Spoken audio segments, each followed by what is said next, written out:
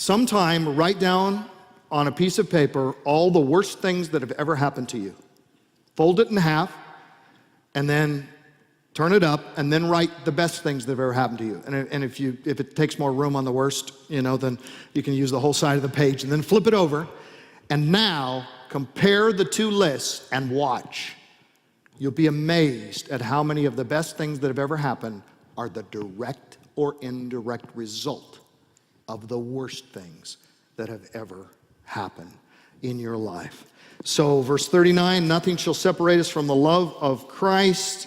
We should interpret Romans 8:28 and 8:39 in light of each other. We know all things must work together for good because nothing will separate us from the love of Christ. We know that nothing will separate us from the love of Christ because God is working all things together for our good. And jot down Ephesians 1:11 and look up that passage and put Ephesians 1:11 with Romans 8:28, and you'll see how inseparable they are. So to conclude where we started back with Scott and Janet Willis, whose 6 children died in that van, I asked them, how would you respond to those who say that no good could possibly be worth the suffering of your children and your suffering all these years? Janet's reply, I wrote it down word for word, it was this: eternity is a long time. It will be worth it.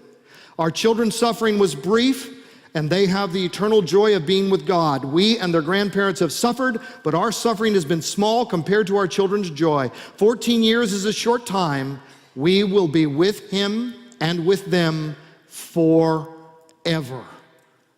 The best is yet to come. We will never pass our peaks. We really will live happily ever after. Every chapter will be better than the one before, and God will cause all things to work together for good to those who love him, to those who are called according to his purpose. That is the promise of God, paid for by the blood of Jesus. And if you ever wonder, God, do you really care? Do you really love me?